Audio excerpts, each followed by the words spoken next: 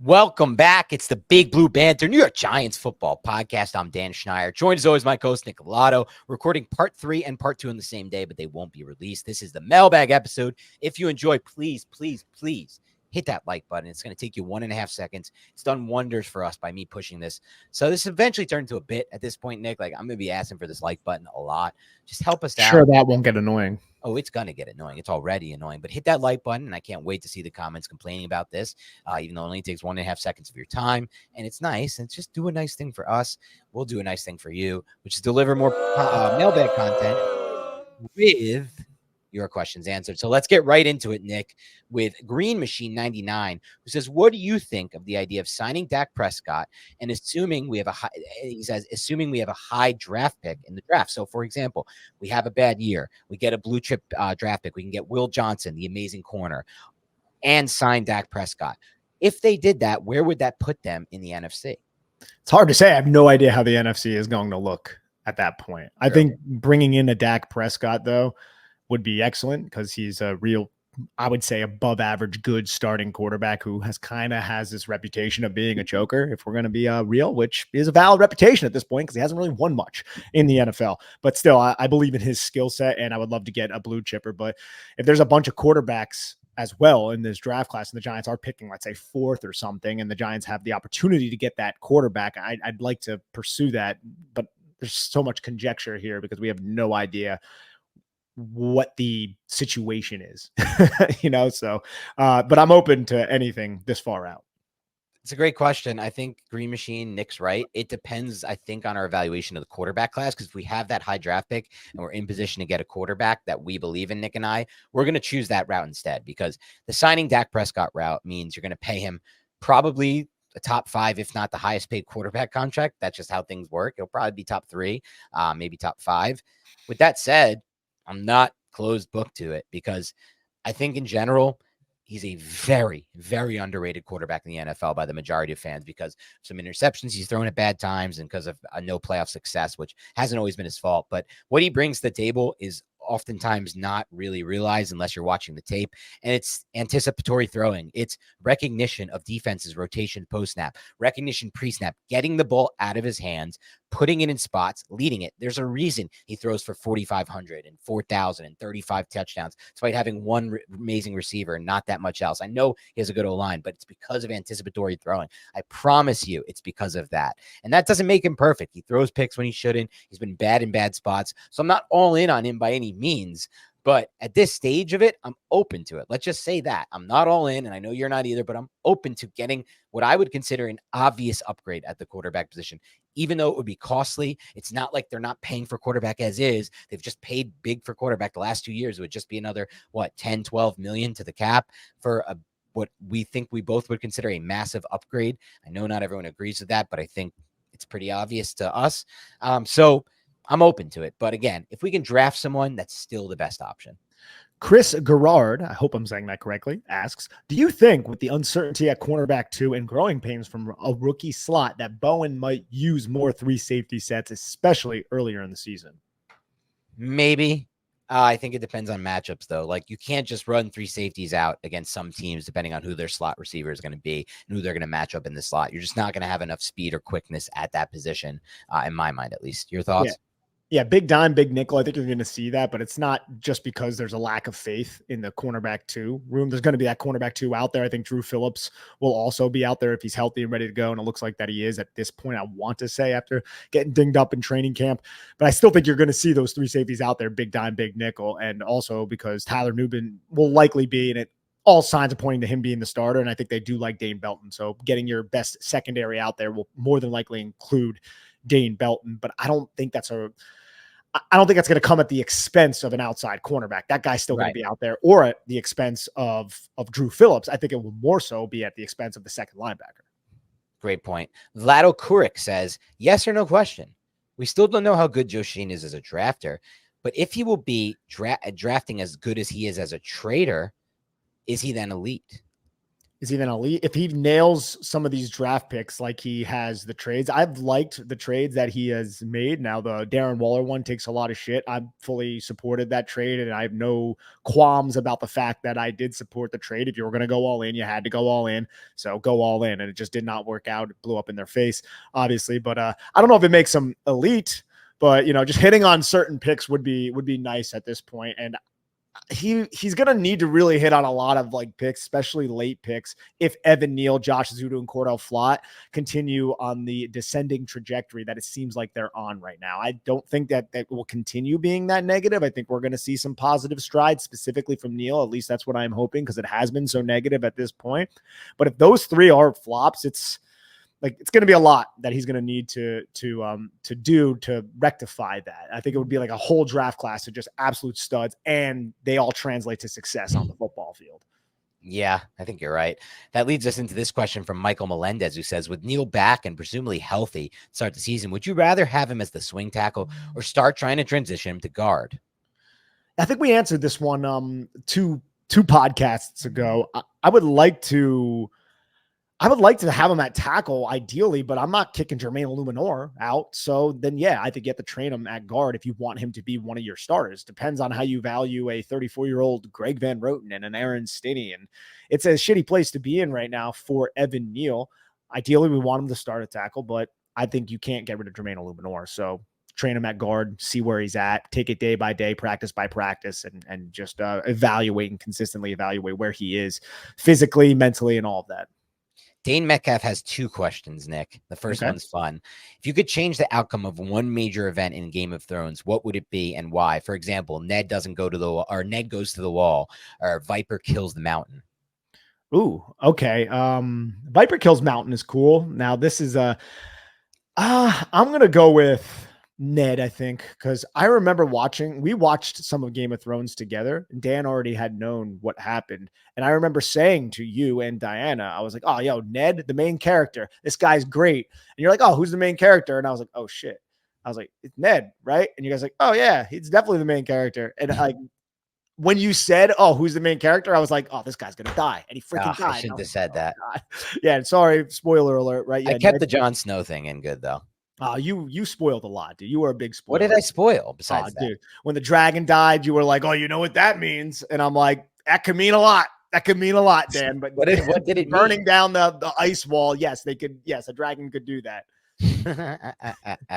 I don't remember saying that, but that's the ending of that show sucks so bad that I don't even care about. I didn't spoil the red wedding for you. I know that. And I didn't spoil the purple wedding either. Great job with that. Yeah, I was completely. Those are the two big ones. By those ones. Yes, and those are good ones, but I do apologize for spoiling any. I would say for me, it's not that Ned goes to the wall. I say it's Ned doesn't go to King's Landing at all. That's what I would have loved to change. Ned just stays up in Winterfell. The whole team is up there, and that's it, because everything started because he went down there to King's Landing, and then that happened, which led to the war. Yeah, all that bullshit. I don't want to spend too much time on this, but I think actually I might have to rescind what I said, because Ned Stark dying was such a pivotal part. Like, you couldn't have Ned alive, and Ned was way too competent. Like, Rob had to assume that role and be the young wolf, right? And be the young leader in order to first be dominant and then eventually kind of lose his way through the love and all that kind of shit. But I think Ned being there would have provided too much competency to the North.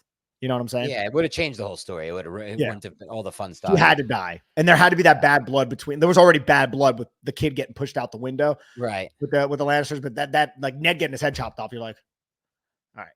Let's move on, because people are like, all right, shut up. What's your ideal setup? He also wants to know for watching a Giants game. Where and what food are you eating, and what are you drinking? I'm usually drinking water, or like, because I have to work. All right, let's say I'm not working, I'm not covering the game for whatever reason. I like to have a nice glass of scotch, a nice glass of whiskey, having a good time. Some hummus, some celery, some carrots, some wings as well. You need to get the protein in there. And I would have a big, like 60-inch, 70-inch TV with the Giants on it. And then I would have a littler TV, a smaller one, like a 40-inch with NFL Red Zone on it. I like it. I like, so the number one thing, which you nailed, Nick, is you need to have a 2 TV setup. That's key to a good football watching experience. You need to have Red Zone on one, Giants on the other. Red Zone gets no sound, Giants get the sound. Red Zone always gets the smaller TV. These are facts. Now, past that, I'm drinking seltzer. Let's just be honest. I talked about this last podcast.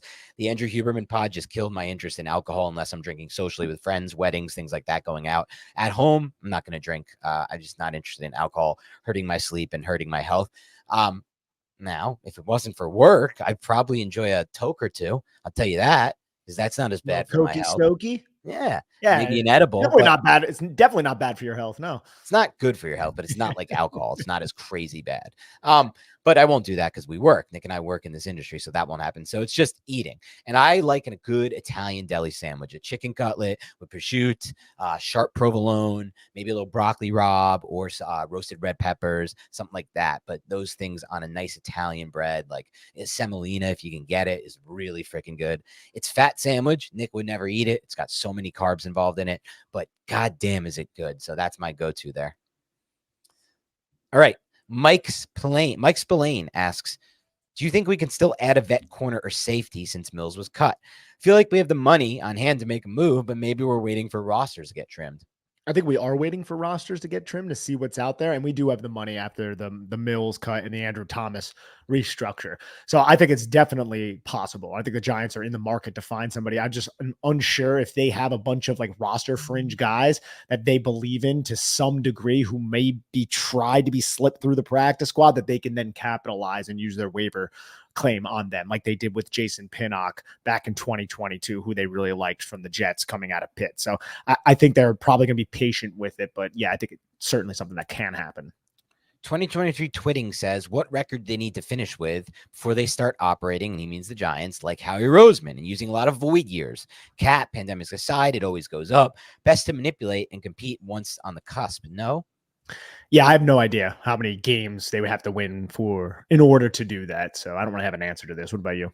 I think you have to make a real playoff run. You have to get to the divisional round. No, you have to get to the conference championship, and then I'm okay mortgaging your future cap to win now. So, or this is another one. You have to show promise with a quarterback on a rookie contract. Those are the two things for me. So it's one of those two areas.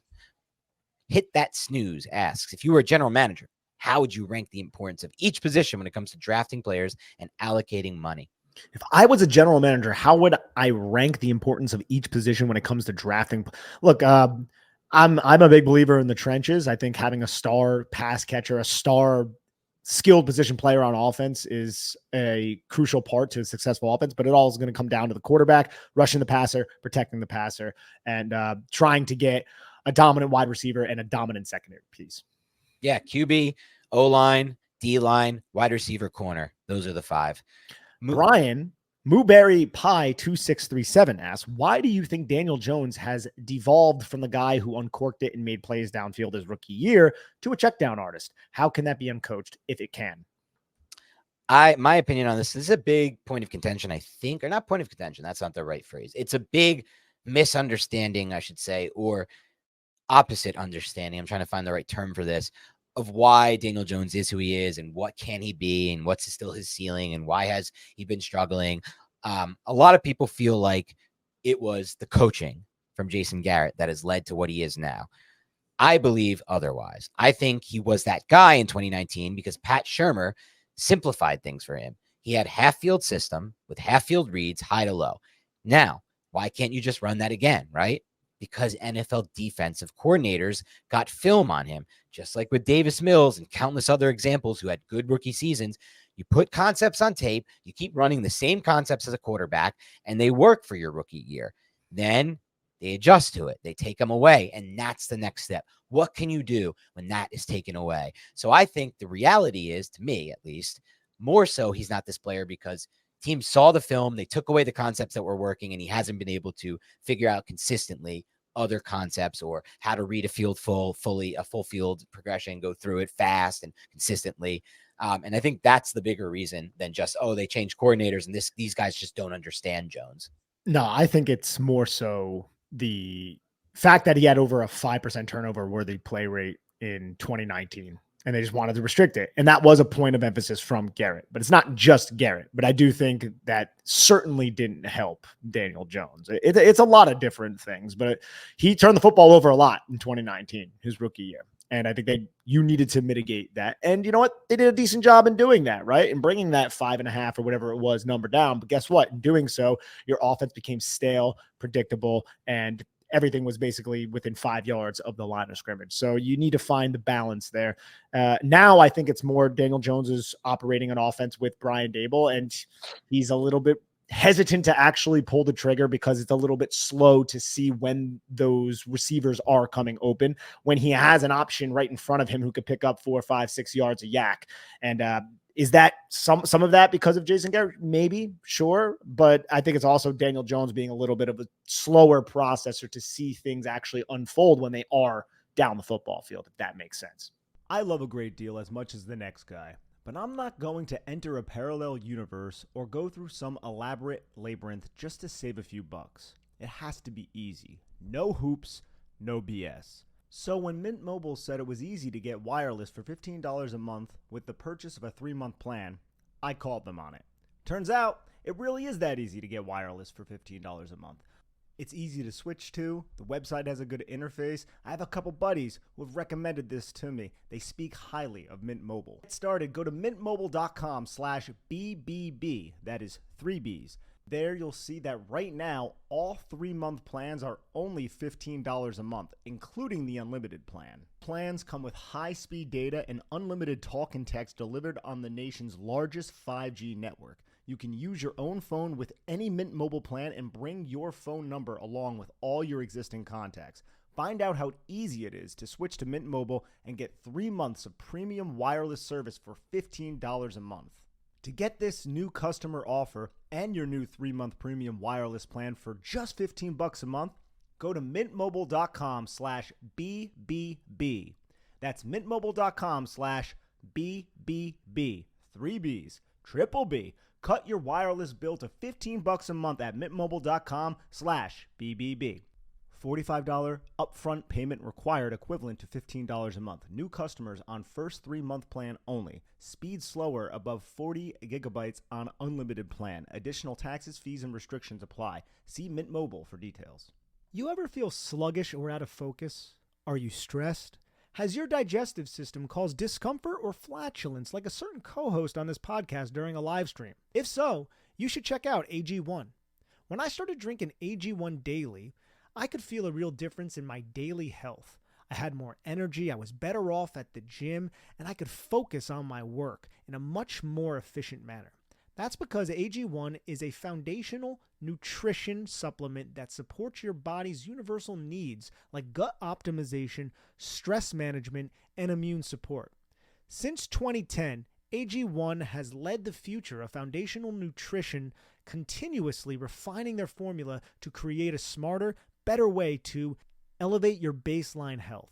Not only did I replace my multivitamin with AG1, but I love that every scoop also includes prebiotics, probiotics, and digestive enzymes for gut support. I recommend AG1 to all my family and friends because AG1 has a team of doctors and scientists that formulate around the latest science and maintains high quality standards within the industry. Even my friends have started drinking AG1, and they always tell me how energetic they feel and how it's helped them out at the gym, and also it's helped them manage their stress levels. That's why we're happy to have AG1 as our partner.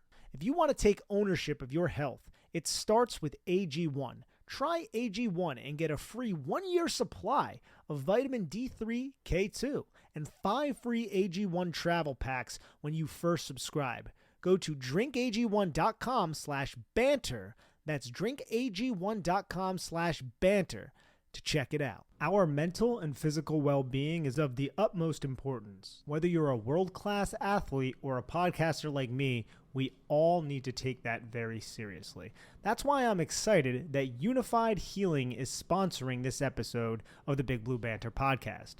Unified Healing is a new and super innovative global network of wellness centers powered by Energy Enhancement System, or EE System. If you haven't heard of the EE System yet, you'll want to listen up. This technology promotes wellness, deep relaxation, purification, and rejuvenation. Whether you're here in New York, New Jersey, Arizona, if you will, or hundreds of other locations across the globe, access to a center is easy and affordable. Interested in experiencing the EE system technology for yourself? Go to unifiedhealing.com/banter to learn more and find a center near you. That's UNIFYD healing.com/banter. No material or testimonials on the Unified Healing website are intended to be viewed as medical advice or a substitute for professional medical advice, diagnosis, or treatment. Always seek the advice of your physician or other qualified healthcare providers with any questions you may have regarding a medical condition or treatment. And before undertaking a new healthcare regimen, include EE system.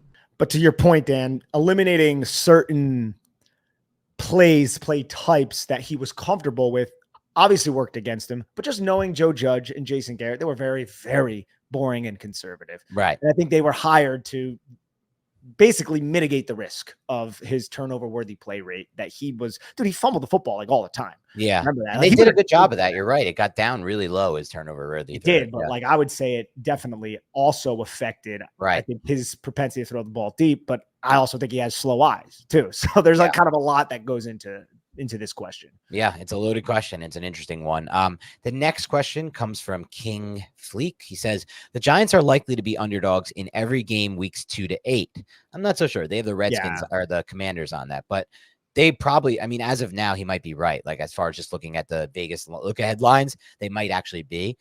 He says, if he's still healthy, at what point should or would the Giants consider benching Jones to avoid guaranteeing his contract for 2025 with the injury guarantee?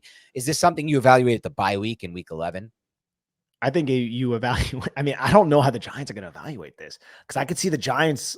First off, the Giants with Dable and Shane, man. Like I'm imagining Shane, if the Giants suck, like it's going to behoove them to bench Daniel Jones. Be like, oh, we just want to try out Drew Lock, do the whole like, oh, we really want to see what we have in this guy kind of thing. But I also could see if they're like competitive through December, I don't think you're benching Daniel Jones if Daniel Jones is healthy.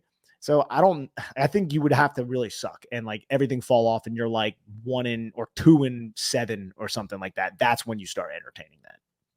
Yeah, I think that's probably a good barometer. Let's say 5 games under 500 is probably where realistically it could happen. And by week 11 in the bye week, I hope it doesn't happen, but it's obviously possible they could be under, 5 under. They were last year going into the bye week? I don't remember, but it was a pretty bad record. I'm pretty sure. I think they were 2 wins, right? Going into the bye week. And then they won against the Patriots and the Commanders. Was it that, or it might've been 2 or that might've been before the bye. I can't remember, but they beat Arizona in week 2 and they had 2 wins. They were like second overall pick, like 2-7 or 2-8 at one point. And they beat point. Washington. Yeah, early. And then lost everything else, including that Raiders game. So yeah, I don't know if the Raiders was before or after the bye. I can't remember, but it's probably similar to what happened last year would have to happen. John Rodriguez 20 asks, Dan, I just started the Americans. Couldn't they have sent Gregory to Cuba? Better food, Black Panthers sought refuge there, easier language to learn, better weather. It was either Moscow or Compton, which wasn't really a choice. I know it was a plot device, just didn't make sense. Well, you're right. Based on the timing of when this was, takes place, it made more sense. You're right to just send him to Cuba. Yeah, I think you're just right. There was just a plot. They cut some corners on this plot device. Says a follow-up question would be, what's your favorite season? I just made season 2, but many folks say there isn't a bad season from start to finish.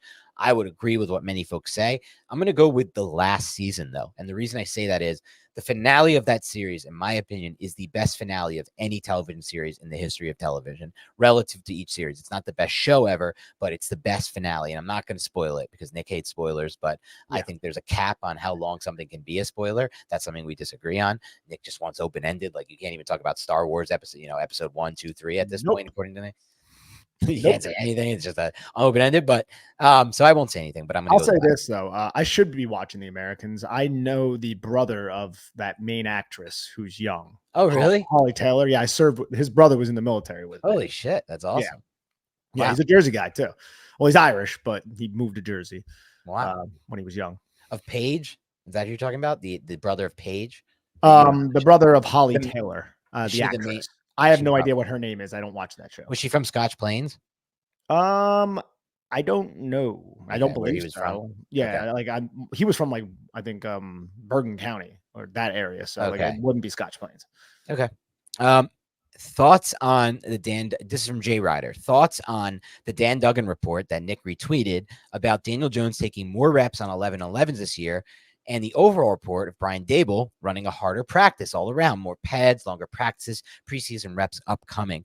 This was before the last preseason game. Seems like he is turning up the intensity a bit. Your thoughts? Yeah, absolutely. It was, see, I wasn't at training camp last year. I was in Arizona, but from everything I've gathered from the beat, Ed, Dan Duggan, a lot of people I respect, this is a much more intense training camp. And if you remember, we covered it from a distance last year. It was a lot of kid gloves just trying to get healthy. I think I've mentioned it on a couple of podcasts, be healthy by week one. Well, they got to week one and they got punched in the mouth. They didn't seem ready for it. So it does seem like to me that there was a point of emphasis based on what I saw and also Brian Dable's rhetoric that that they wanted to be intense and be really ready and primed for week one. And I think that's because last year they really weren't. The one thing I would add, Nick, is why the hell is this not the case every year? I don't really understand why you would ever have not a maximum intensity training camp personally, but it is what it is, I guess. And that's just human They're trying nature. to prevent them injuries, man. Like, yeah, guys like Waller Sure. and players like reason. that. I mean, they only played in it was one series, first team offense against Carolina, right? And they went right down the field and they scored a touchdown, and we were all like, "No, this is awesome." Well, it's we the all know what preseason and no one's scheming. The defensive coordinator is just running vanilla shit the entire time. Garen Prestry asks, what's the actual possibility of the Giants landing a legit starting corner opposite Banks prior to week one? Slim. I would None. say slim. I'm going to say none. No shot there's anyone available that could do this. Well, I would they could pay up for a Dory Jackson. Exactly. Something like that. Yeah. Very, very slim. But I don't think they'll do it, but they could. You're right. So it's at least a 10%. I take that back. I forgot that there are still legit corners sitting on the market. They're just unlikely in the Giants price range. Okay. Cliffside FF asks, did you guys see every snap video or the every snap video from the joint practice against the Jets? It's on YouTube. It seems like the secondary is having a really hard time distributing routes in matchup zones. I did not see it, but I can tell you from what I've seen through training camp that that's very correct.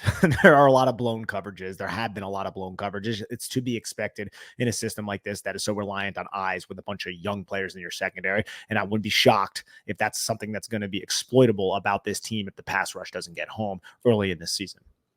Yep, I think you're right. I did watch every snap on that YouTube video. To thank you to the Jets guy who put that on. Jets Talk 24/7. I think I apologize for not crediting somebody who did distribute the content. I'm always good about that. I want to continue to be good about that. So I think it's Jets Talk 24/7. But yeah, I saw multiple breakdowns. We've seen them throughout, and Nick's seen them throughout camp. It's a new system that's going to rely on communication. This is just kind of how it is.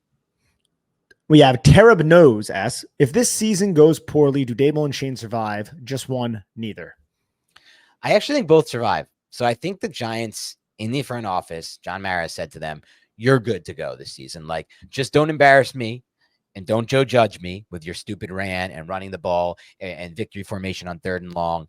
And we're good to go, because I think behind the scenes, this is just my speculation, they all understand where they're at with the quarterback position, and they all understand the limitations of this quarterback. That's my interpretation. I hope you don't view that as me hating. It's just my pick on it. I'm allowed to have that interpretation, for God's sake, given what he's put on tape. So I think they're willing to be like, look, we didn't really have a chance to upgrade quarterback this year, and next year we might have that opportunity. We're going to give you one more chance. And I hope so, Nick, because Shane, you can argue against if you want to, and I'm fine with that. But I know for a fact, dude, if we fire Brian Dable, we're going to be so hard pressed to find anyone better to scheme offense and to help a quarterback. I am positive of it. A team had to hire Dan Quinn and I'm not trying to knock Dan Quinn. He's fine. He's a good coordinator. I don't want to fire Brian Dable and hire a Dan Quinn type dude. I just don't want that at all. Now, look, you can convince me of Ben Johnson. I'm not Ben Johnson. Ben Johnson. Yeah, Ben Johnson.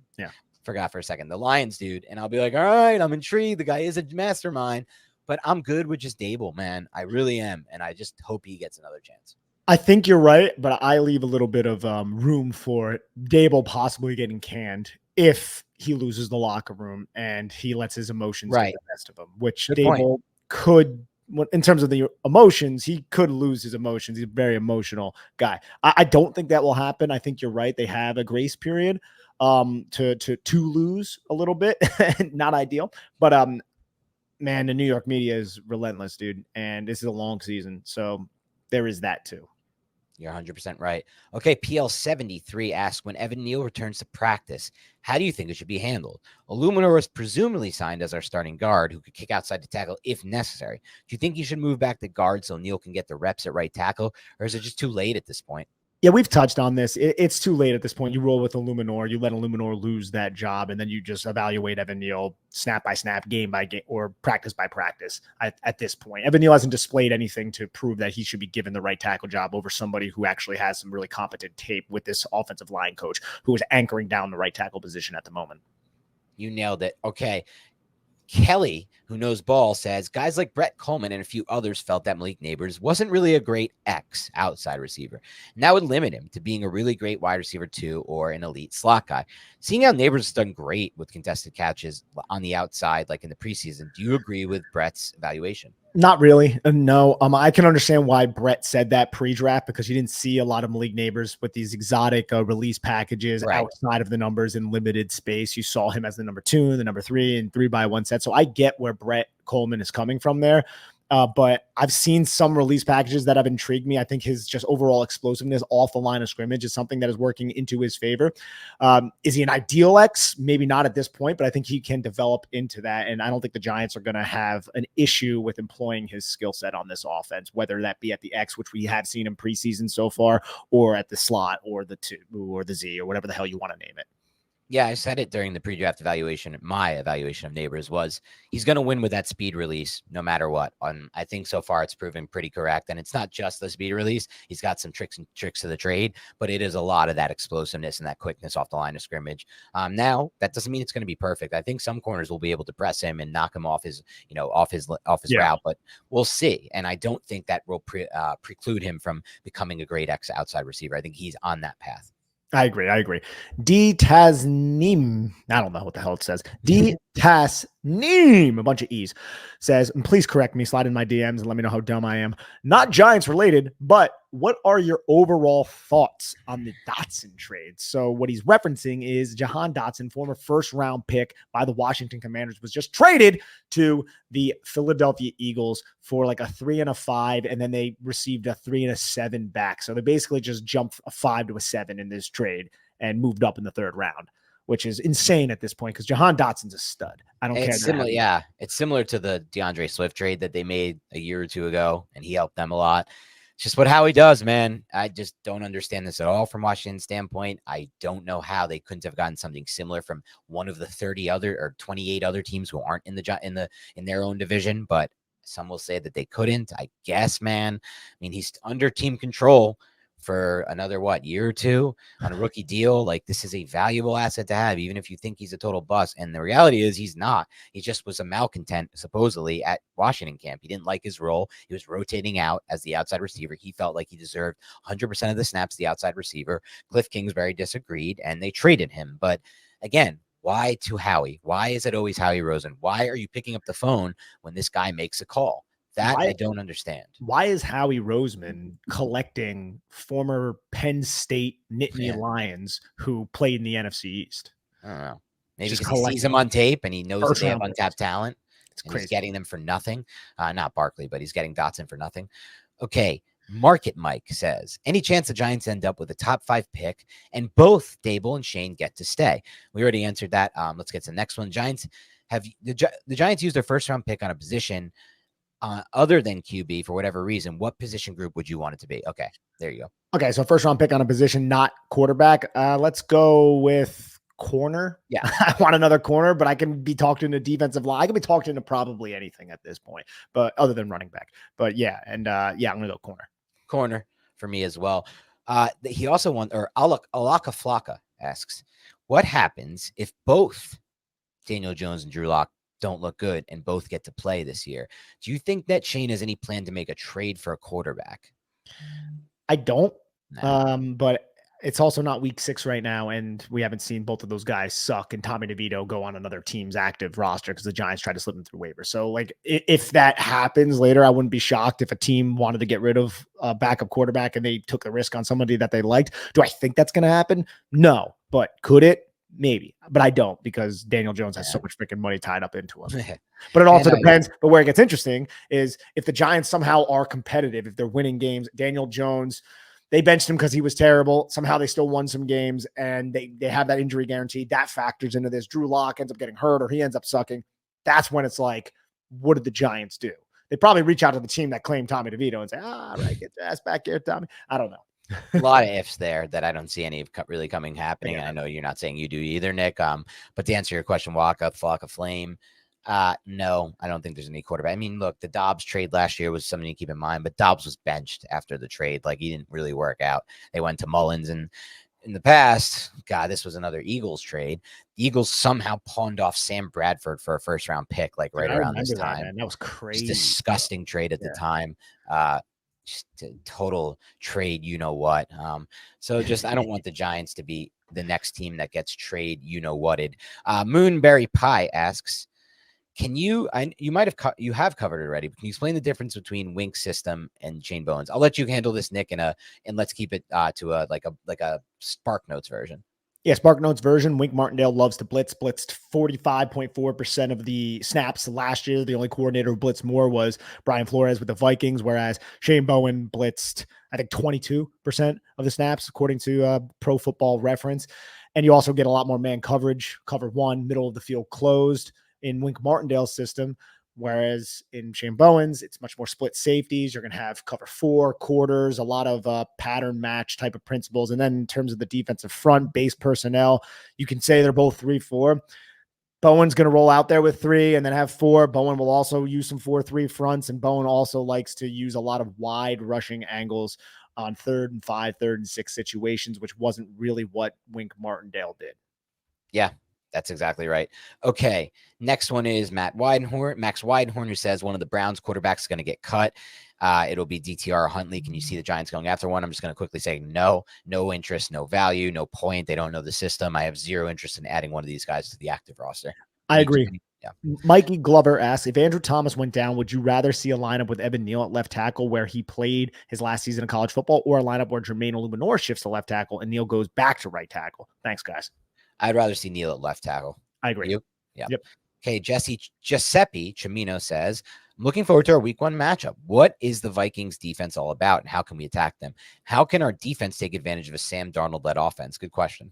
Yeah, so the Minnesota Vikings, again, they blitzed 51.5% of the time. You're going to see so many blitzes going after Daniel Jones, a lot of guys crowding the line of scrimmage, a lot of press coverage. So there's a lot of opportunity for screens. There's a lot of opportunity to win your one-on-one matchups. Malik Neighbors could have a huge game if he can beat Stephon Gilmore, who I think is their number 1 cornerback now. I don't know if Byron Murphy might be put on him, but either way, there's opportunity to beat a very aggressive defense, but there's also opportunity for a catastrophe because that aggression could get home and sack Daniel Jones, all that kind of stuff. So you have to watch out for Brian Flores, but you can beat him in certain areas. And then with Sam Darnold, look, you pressure him, you fool him, you make him see ghosts. That's what you do to Sam Darnold. Yep. So you throw a lot of things at him that are creative, exotic, something he can't really see pre-snap. You hit him. You hit Sam Darnold a lot. And that's how you get to Sam Darnold. Shut down that rushing attack, force the ball in his hand, contain him as well, because he is a freaking athlete and he will run around. So you need to have a contain on him, not all the time, but enough to not allow him to keep picking up 3rd down conversions. But yeah, you hit him. So I would say have a little bit of an aggressive defensive plan against him, make him beat you with his mind and his arm. And some things to add that I would add: rub routes to take advantage of man coverage from Brian Flores, and tight end screens, which we talked about earlier, to take advantage of those blitzes. Cliffside FF says, will you be able to get another offensive lineman expert on the show to talk about the difference we'll see this year with Coach Carm? Technique, scheme. I remember you guys did something similar earlier this year with Cody Alexander, and it was really good. Yeah. I mean, we could talk and see. I don't have anybody in mind right now, especially with the season. That's more off-season type of content, but maybe eventually we will, depending on if there's anything that we like that we've seen specifically from Carmen Brasso that we want broken down from an expert in that position group. Okay. Jaduna, I don't know if that's right, says, do you foresee the Giants adding a cornerback? If they roll with who they have in the backfield, how do you see teams attacking the defense?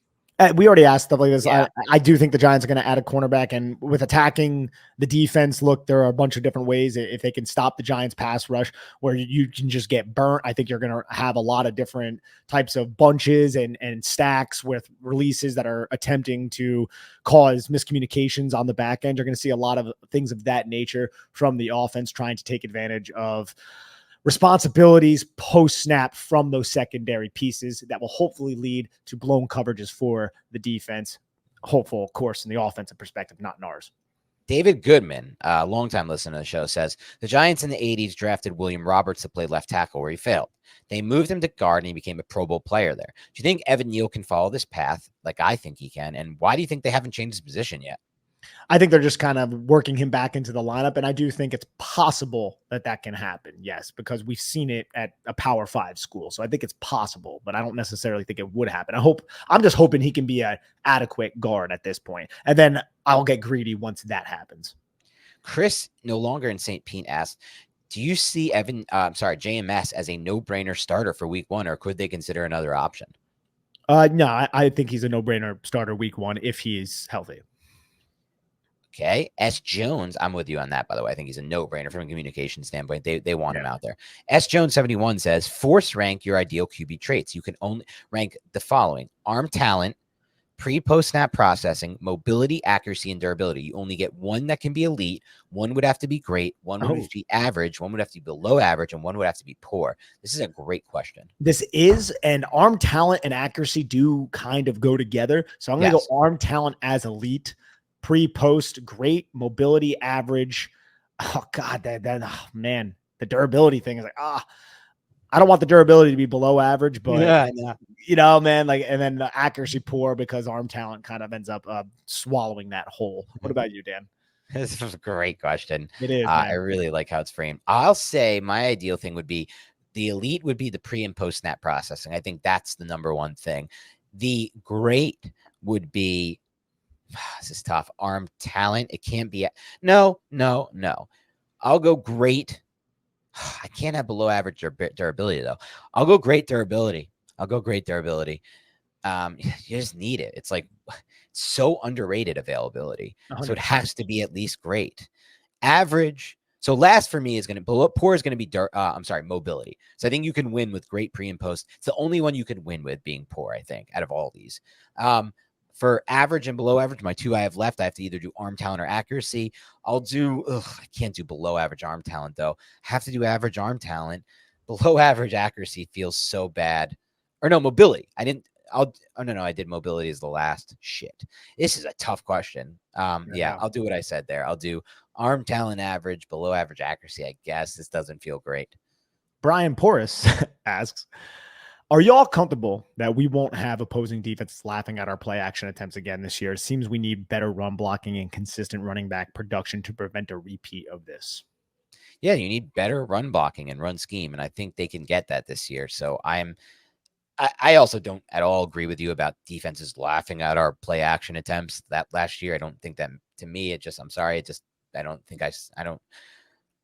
don't even know really how to respond to that. I think play action is the linebackers read their keys in play action. That's what every coach has told us. So yeah, I don't know, Nick, do you have any thoughts on this? No, I think you're right, but I think Brian's just, making a little bit of a joke about how our play action wasn't effective last year, which he's correct on. But the linebackers are always going to read their keys. Just how aggressive are they going to read their keys? We've seen with Saquon sometimes when Saquon ripped off like 8-yard rush, and then they go to the play action. You see a linebacker screaming in there, and then Daniel Jones keeps it on a rollout and picks up a bunch of yards. So it really depends on how disciplined those defensive structures and those defensive coordinators teach their guys. But I think they can run the ball, and I think the play action passing attack hopefully will be a little bit more effective than last season, because last season it was the offensive line sucked ass. Yeah, I mean, look, Brian, to answer your question, I think it really just comes down to the blocking and the scheming. That's my prediction on how do you get people to respect your play action. Okay. The next one, Nick Townshed says, what's your favorite barbecue meat and sides from a barbecue restaurant?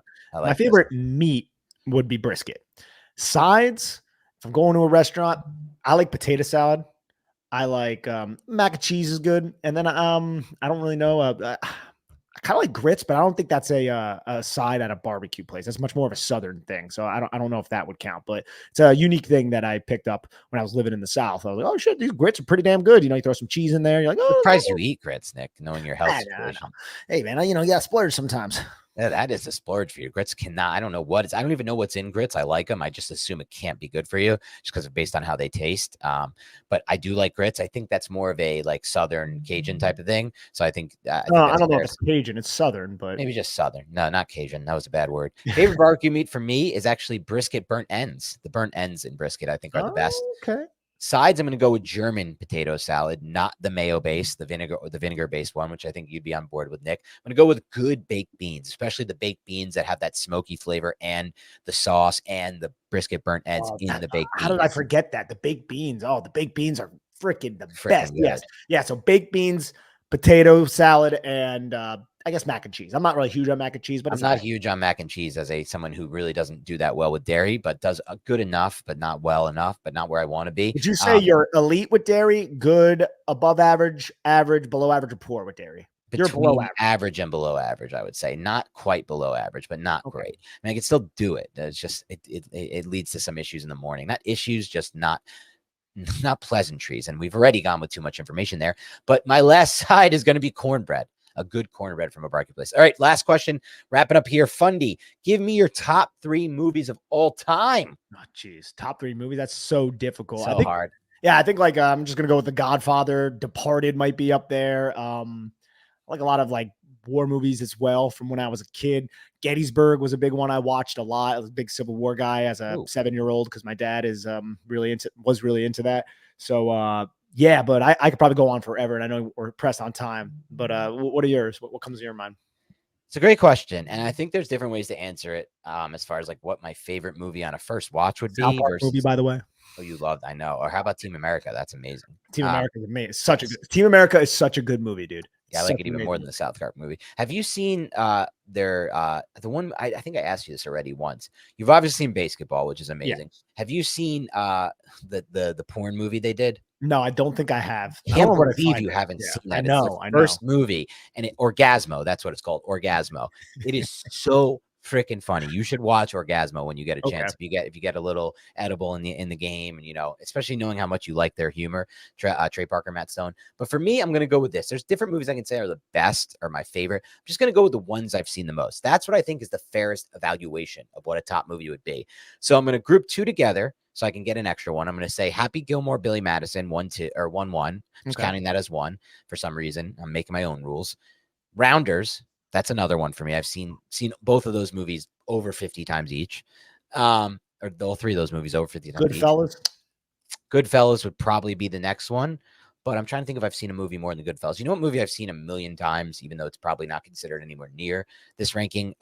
Eternal Sunshine on the Spotless Mind. I love that movie. I don't know that Jim one. Carrey. Yeah, it's a really interesting movie. The concept of it is you can go to a doctor and he can erase a part of your memory. So these 2 find each other and they're dating, and then they both want to get their memory erased, but then they run in. It's just it's a very interesting concept.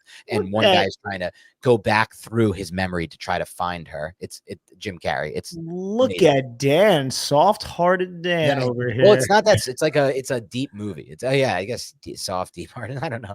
No, dude, I love the deep movies. It makes you think. I love another fun one is Vanilla Sky. Have you seen that one? No, I haven't. Okay, that's a crazy one with Tom Cruise. Okay.